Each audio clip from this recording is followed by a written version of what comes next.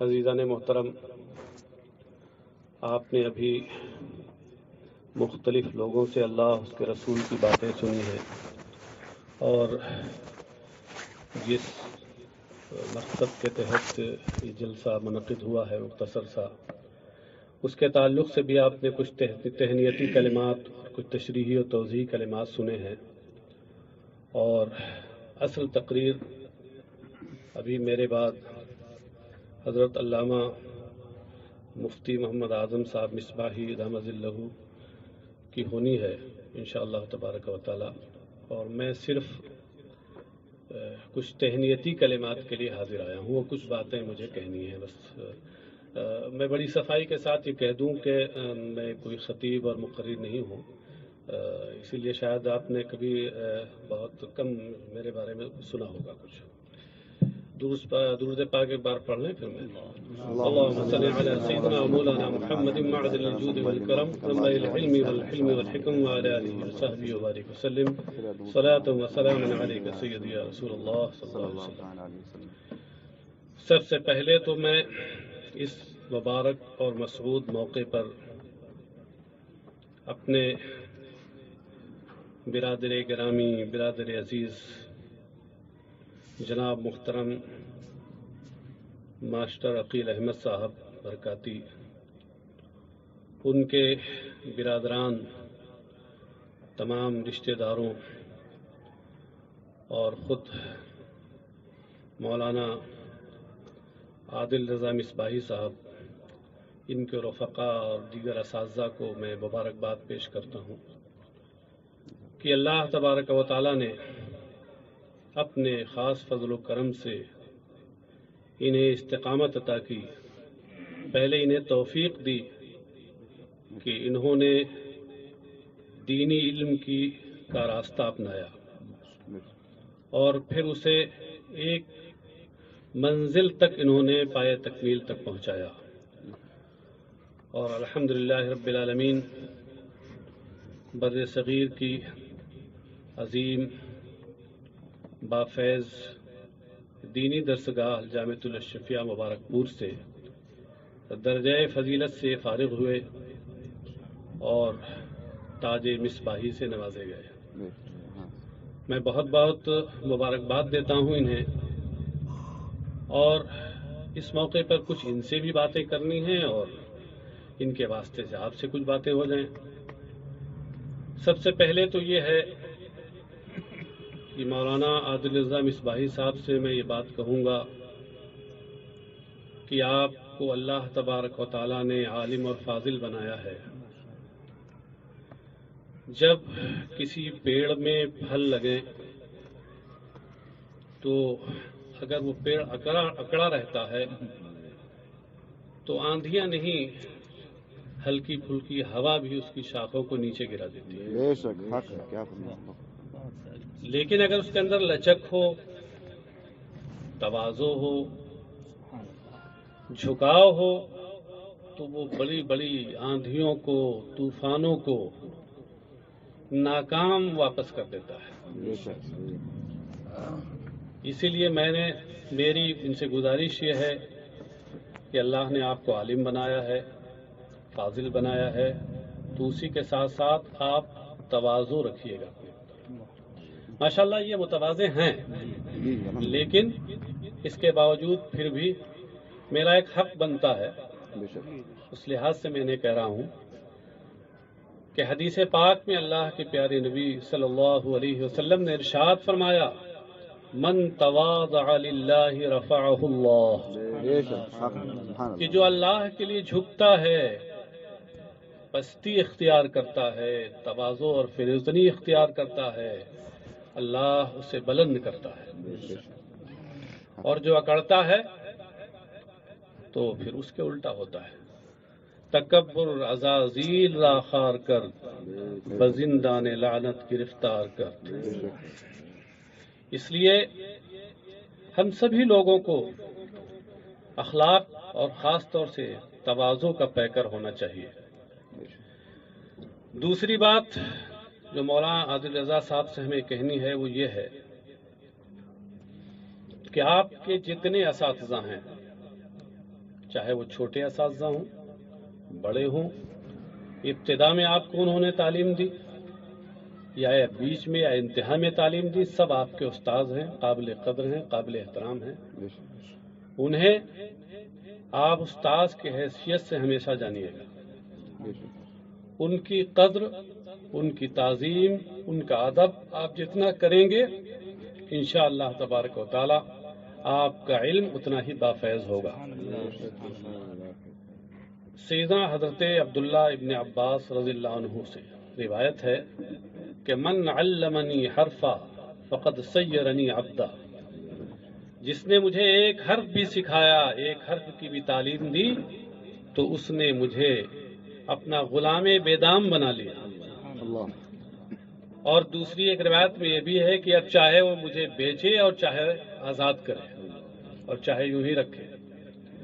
تو اس لیے اپنے اساتذہ کی قدر ہمیشہ آپ کی نگاہ میں رہنی چاہیے، چاہے آپ کے وہ ابتدائی اساتذہ ہوں، چاہے انتہا کے اساتذہ ہوں.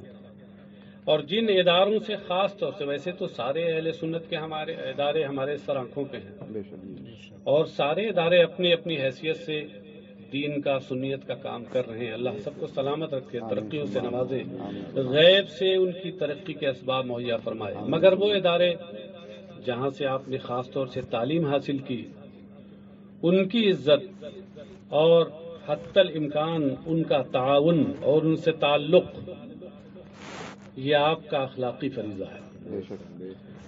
ان اداروں سے آپ اپنا رشتہ ہمیشہ استوار رکھیے، مضبوط رکھیے، تو انشاءاللہ تبارک و تعالی آپ بھی مضبوط رہیں گے. اور ایک خاص بات جو آپ سے یہ کہنی ہے وہ یہ ہے، اللہ کے کچھ نیک بندے ایسے ہوتے ہیں جنہیں ہم علماء ربانی اور مشائخ سمدانی کہتے ہیں. من جانب اللہ ان کی محبت مسلمانوں کے دلوں میں ڈال دی جاتی ہے. حدیث شریف میں آیا وضع لہ القبول فی الارض، ان کے لیے زمین میں مقبولیت رکھ دی جاتی ہے من جانب اللہ. تو اس طریقے کے جو علماء ربانین ہیں، عارف باللہ ہستیاں ہیں، مولانا عادل رضا صاحب سے خاص طور سے، اور اپنے ہمارے کچھ اور احباب ہیں. حضرت میں اپنے جو شاگرد بھی ہیں انہیں احباب ہی کہتا ہوں، کہ اپنے ان اور احباب سے بھی میں یہ کہتا ہوں کہ ایسی ہستیوں کی عقیدت ہمیشہ دل کے نہان خانے میں رکھیے. خاص طور سے اس زمانے میں یوں تو بہت سے اولیاء اور علماء گزرے ہیں، لیکن ابھی ماضی قریب میں ایک ہستی، ایک شخصیت ایسی گزری ہے جو ہم اہل سنت و جماعت کی پہچان ہے، اور جس کی تعلیمات مذہب اہل سنت و جماعت کی سچی ترجمان ہے. میری مراد امام اہل سنت، مجدد دین و ملت، اعلیٰ حضرت امام احمد رضا قدس سرہ العزیز ہیں. مولانا عادل رضا صاحب کو خاص طور سے اور اپنے احباب کو عام طور سے میں یہ کہتا ہوں کہ اعلیٰ حضرت سے، ان کی کتابوں سے، ان کی تعلیمات سے اپنا رشتہ مضبوط رکھیے گا. اس وجہ سے نہیں کہ وہ اعلیٰ حضرت کی تعلیمات ہیں، اس وجہ سے کہ صحیح معنوں میں وہ رسول اکرم صلی اللہ علیہ وسلم کی تعلیمات ہیں، صحیح معنوں میں وہ مذہب اسلام کی تعلیمات ہیں، قرآن و حدیث کا نچوڑ ہیں صحیح معنوں میں. اس لیے ضرور آپ کا رشتہ ان سے جتنا مضبوط ہوگا انشاءاللہ آپ کا علم اتنا ہی بافیض ہوگا. مجھے اپنے خود استاد گرامی صدر العلماء علامہ محمد احمد مصباحی صاحب کی بات یاد آتی ہے جو بار بار میں نے ان سے سنی ہے مجلسوں میں. وہ فرماتے ہیں کہ اس زمانے میں اس وقت کوئی محقق عالم نہیں ہو سکتا جب تک کہ وہ اعلیٰ حضرت امام احمد رضا علیہ رحمۃ الرضوان کی کتابوں اور ان کے رسائل کا مضبوطی سے مطالعہ نہ کریں. اور خود ابھی ہمارے میں نے باضابطہ ان سے پڑھا تو نہیں ہے، مگر میں اپنے استاذ کی منزل میں ان کو سمجھتا ہوں، سراج الفقہاء حضرت علامہ مفتی محمد نظام الدین صاحب مددہ العالی، جو ابھی 21 مارچ کو ہمارے یہاں سے صدر المدرسین کے عہدے سے سرکاری طور پہ ریٹائر ہوئے. اللہ ان کو کا سایہ دراز فرمائے. وہ فرماتے تھے، بارہا میں نے سنا سیمیناروں میں بھی اور بھی، کہ جو شخص جتنا فتاوی رضویہ کو گہرائی کے ساتھ پڑھے گا اتنا بڑا ہی وہ مفتی ہوگا. یعنی گویا اس زمانے میں اعلیٰ حضرت کی کتابیں، ان کے رسائل کا مطالعہ، ان کی تعلیمات کو اپنانا یہ عام اہل سنت کے لیے تو ضروری ہے ہی، علماء کے لیے انتہائی ضروری ہے.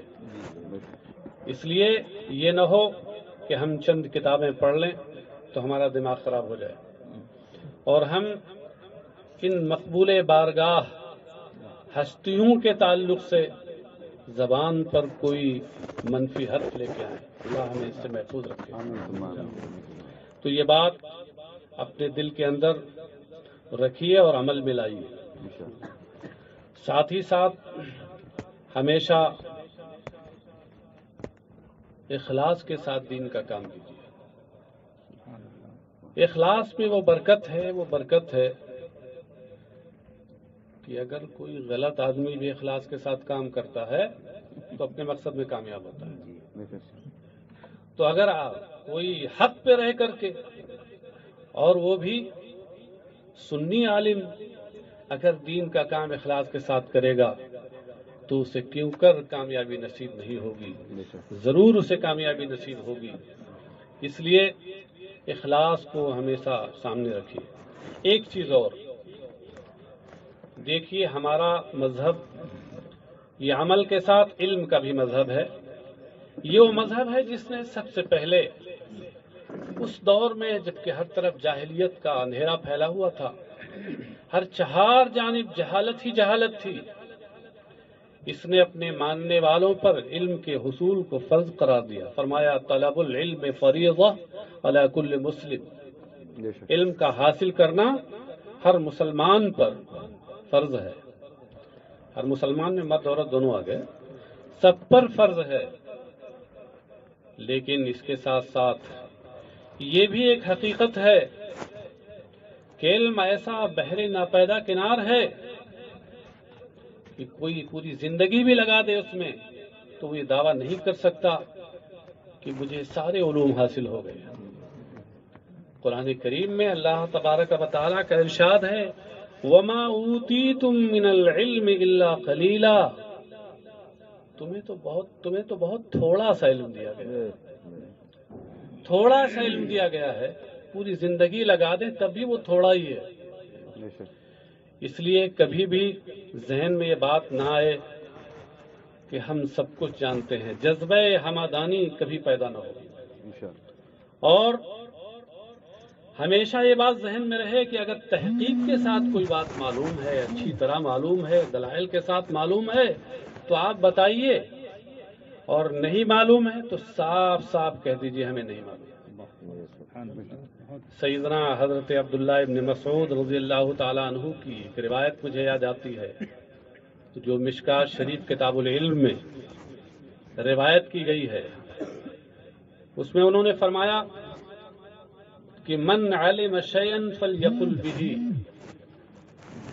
ومن لا فلیقل اللہ عالم فإن من العلم ان تقول لما لا تعلم اللہ عالم. فرمایا کہ جو شخص کسی چیز کو اچھی طرح سے جانتا ہو تو اسے تو بتا دے. کوئی پوچھ رہا ہے آپ سے اور آپ کو اس کا صحیح جواب معلوم ہے، آپ بتا دیجئے.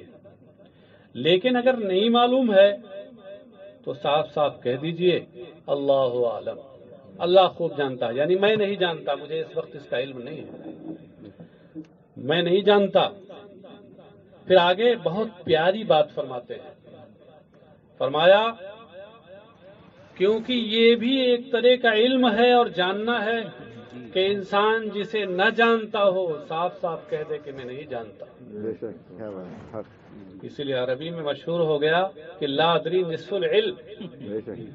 یہ کہہ دینا کہ ہمیں نہیں معلوم یہ آدھا علم ہے. آدھا علم اس معنی کر آپ سوچتے ہوں گے آدھا علم کیسے ہے. آدھا علم اس معنی کر ہے کہ وہ نہیں جانتا. یہ تو خیر نہیں جانتا لیکن اپنے نہ جاننے کو تو جانتا ہے تو آدھا علم ہے.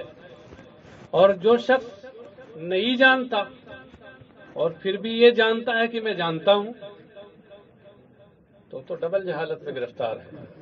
فارسی میں ایک شاعر کہتا ہے آکس کے ندانت و بیدانت کے اودانت در جہل مرکب دہ بمانت. جو شخص نہیں جانتا اور یہ جانتا ہے کہ میں جانتا ہوں وہ ڈبل جہالت میں گرفتار ہے. ایک تو خود جانتا نہیں اور دوسرے اپنے نہ جاننے کو بھی نہیں جانتا کہہ رہا ہم جانتے ہیں تو ڈبل جہالت میں جہل مرکب جسے کہتے ہیں اس میں گرفتار ہے. اللہ ہم سب کو جہل مرکب سے بچائے. ہمارے تو اسلاف اور بزرگوں کی زندگی میں اس کی بے شمار مثالیں ہیں. اللہ اکبر. افضل الخلق بعد الانبیاء سیدنا حضرت صدیق اکبر رضی اللہ تعالیٰ عنہ سرکار علیہ الصلوۃ والسلام کے خلیفہ اول. علماء کا اس پر اتفاق ہے کہ خلفاء کی جو ترتیب ہے یہ جہاں روحانیت میں کے اعتبار سے وہیں علم کے اعتبار سے بھی ہے. جو خلیفہ اول کا علم سارے خلفاء اور سارے صحابہ سے زیادہ ہے. لیکن روایت میں آتا ہے کہ ایک شخص سیدنا حضرت ابوبکر صدیق رضی اللہ عنہ کی بارگاہ میں حاضر ہوا اور حاضر ہو کر کے اس نے عرض کیا کہ حضور قرآن کریم میں آیا ہے وفاکہۃ و ابا. یہاں ابن کا کیا معنی ہے؟ سیدنا حضرت ابوبکر صدیق رضی اللہ تعالیٰ عنہ صرف عربی النسل ہی نہیں تھے، مکہ شریف کے ہیں، قریشی ہیں، زبان و بیان کے ماہر ہیں اور سرکار کی صحبت اور ان کی دائمی رفاقت کی برکت سے وہ گہرا علم ہے کہ افضل الخلق بعد الانبیاء ہیں. مگر قربان جائیے کیا جواب دیا؟ فرمایا اللہ عزیز مجھے نہیں معلوم. صاف صاف کہہ دیا مجھے نہیں معلوم. اللہ اکبر. ہم لوگ تو ماشاءاللہ حنفی ہیں. حنفی اس لیے ہیں کہ سیدنا حضرت امام اعظم ابو حنیفہ رضی اللہ تعالیٰ عنہ کے مقلد ہیں، ان کی تقلید کرتے ہیں. اور ائمہ میں صرف ہمارے امام ایسے ہیں جو تابعی ہیں. ائمہ اربعہ میں صرف ہمارے امام ایسے ہیں جو تابعی ہیں. باقی اور ائمہ یا تو تبع تابعی ہیں یا اس کے بعد کے. اللہ اکبر. تو یہ حنفیوں کی قسمت کا ستارہ بھی اوج پر و بلندی پہ ہے کہ ان کو امام بھی ملا تو تابعی ملا. اللہ اکبر. اور ایسا تابعی امام اللہ اکبر جن کی علم کا یہ معاملہ ایسا گہرا علم کہ خود نبی اکرم صلی اللہ علیہ وسلم نے ان کے علم کے بارے میں پیشین گوئی فرمائی. ایک حدیث شریف میں ارشاد فرمایا لو کان العلم بالثریا لا ینالہ رجل من ابناء فارس. اور ایک روایت میں ہے رجال من ابناء فارس. عام علماء عمومی طور پر اور خاتم الحفاظ سیدنا امام جلال الدین سیوطی رحمۃ اللہ علیہ اپنی کتاب تبییض الصحیفہ فی مناقب الامام اعظم ابی حنیفہ میں فرماتے ہیں کہ اس سے رجل من ابناء فارس سے مراد حضرت امام اعظم ہے. یعنی اب حدیث کا مطلب کیا ہوا؟ سرکار نے فرمایا کہ اگر علم سریا پہ بھی ہوگا، سریا ستارے پہ بھی ہوگا، تو اہل فارس اور اہل ایران میں سے ایک شخص ایسا ہوگا جو وہاں سے بھی علم کو حاصل کر لائے گا. سیدنا امام سیوطی فرماتے ہیں کہ اس سے مراد امام اعظم ابو حنیفہ رضی اللہ تعالیٰ عنہ کی ذات ہے. اللہ اکبر. یہ شان امام مالک رضی اللہ تعالیٰ عنہ جو ائمہ مجتہدین میں سے ایک ہیں، ان سے امام اعظم کے بارے میں پوچھا گیا تو سامنے ایک ستون تھا، ایک کھمبا تھا، اس کی طرف اشارہ کر کے فرمایا کہ امام اعظم کو اللہ نے وہ علم دیا ہے اور وہ زور استدلال دیا ہے، دلیل کی وہ قوت دی ہے کہ اگر اس ستون کو اپنے علم اور دلیل کی بنیاد پر وہ سونے کا ثابت کرنا چاہیں تو ثابت کر دیں گے اور آپ کو ماننا پڑے گا۔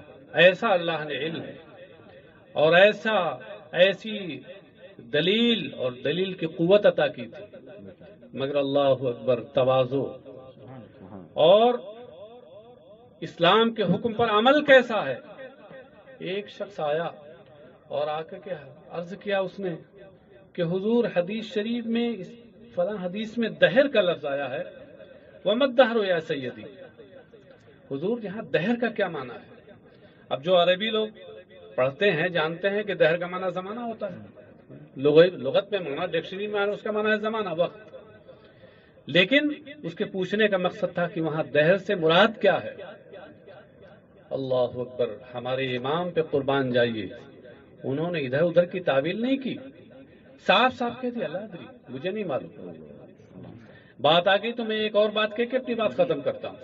سیدنا حضرت امام مالک رضی اللہ تعالیٰ عنہ، اللہ اکبر، کیسی شان، امام دار الہجرہ، مدینہ منورہ کے عالم، اور شان یہ تھی کہ اس دور میں ان سے علم حدیث حاصل کرنے کے لیے کبھی کبھی تو ایسا ہوتا کہ 1,00,000 لوگ اکٹھا ہو جاتے تھے۔ اس زمانے میں 1,00,000 اکٹھا ہونا مشکل ہے، اس دور میں جب آبادی بہت کم تھی 1,00,000 لوگوں کا سفر کر کے اور مدینہ منورہ آنا اور علم حدیث حاصل کرنا یہ بہت بڑی بات ہے۔ اللہ نے وہ مقبولیت دی تھی امام مالک رضی اللہ تعالیٰ عنہ کو، امام دار الہجرہ کو، اور خود ایک حدیث میں ان کی جانب اشارہ اور پیشین گوئی بھی فرمائی کہ عنقریب ایک زمانہ آئے گا کہ لوگ اپنی سواریوں کو دنیا میں دوڑاتے پھریں گے اس مقصد سے کہ وہ عالم مدینہ سے بڑا عالم تلاش کریں مگر نہ پائیں گے۔ عالم مدینہ سے بڑا کوئی عالم تلاش کریں مگر عالم مدینہ سے بڑا عالم نہ پائیں گے۔ لوگوں نے، بعد کے علماء نے فرمایا، محدثین نے فرمایا کہ عالم مدینہ سے مراد سیدنا امام مالک ہے۔ اللہ اکبر، تو اب اس کو جوڑیے تو مطلب حدیث کا یہ ہوا کہ امام مالک سے بڑا اپنے زمانے میں عالم نہ پائیں گے۔ کتنا بڑا علم ہے ان کا، کتنا گہرا علم ہے، کتنا وسیع علم ہے، اللہ اکبر۔ لیکن ایک شخص آیا، ایک سائل آیا اور لگتا بڑا تربیت یافتہ تھا۔ کچھ سائل بھی ہوتے ہیں بڑے دھن کے پکے ہوتے ہیں اور بڑی لمبی لسٹ لے کے آتے ہیں، تو وہ بھی ایک بڑی لمبی لسٹ بنا کے لے کے آیا تھا، 40 سوالوں کی لسٹ تھی، اور آ کے بھرے مجمع میں اس نے سوال شروع کیا۔ سیدنا امام مالک رضی اللہ تعالیٰ عنہ نے 40 سوالوں کے میں 36 کے بارے میں فرمایا لا ادری لا ادری لا ادری، مجھے نہیں معلوم، مجھے نہیں معلوم۔ 40 میں سے صرف 4 کا جواب دیا، 36 کے بارے میں فرمایا مجھے نہیں معلوم۔ تو ہمارے ان بزرگوں کے اعمال سے، اقوال سے ہمیں یہ سبق ملتا ہے کہ ہمیں بھی جس چیز کا سچا اور قطعی اور یقینی علم ہو وہ تو ہم بتا دیں، ورنہ صاف صاف کہہ دیں کہ ہمیں نہیں معلوم۔ مولانا عادل رضا صاحب کو خاص طور سے اور اپنے احباب کو میں عام طور سے بات کہتا ہوں کہ اس پر ضرور عمل کریں۔ میرے ایک استاد گرامی تھے حضرت علامہ امام الدین مصطفی صاحب رحمۃ اللہ علیہ، اللہ انہیں غریق رحمت فرمائے۔ میں نے ان سے بہت کچھ سیکھا ہے، علم کے ساتھ ساتھ عمل بھی بہت سیکھا ان سے میں نے۔ وہ ہمیشہ فرمایا کرتے تھے، اس کی تاکید کیا کرتے تھے۔ میں جہانگیر گنج جب پڑھتا تھا، وہ شیخ الحدیث تھے وہاں پر اور بڑے بافیض عالم تھے وہ ماشاءاللہ۔ تو وہ فرمایا کرتے تھے کہ دیکھو کبھی بھی اگر کوئی طالب علم یا کوئی سوال کرتا ہے اور جواب نہیں معلوم ہے تو یہ نہیں کہ یہ سوچ کر کہ ہماری شان گھٹ جائے گی اور الٹا سیدھا کوئی جواب دے دو، ہرگز نہیں۔ معلوم ہے تو جواب دو، ورنہ صاف صاف کہہ دو کہ اس وقت نہیں معلوم، انشاءاللہ تبارک و تعالی جب معلوم ہوگا تو میں بتا دوں گا، کتابوں کو مطالعہ کر کے بتا دوں گا، اپنے بڑوں سے سمجھ کے بتا دوں گا، اور نہیں معلوم ہوگا تو نہیں بتاؤں گا۔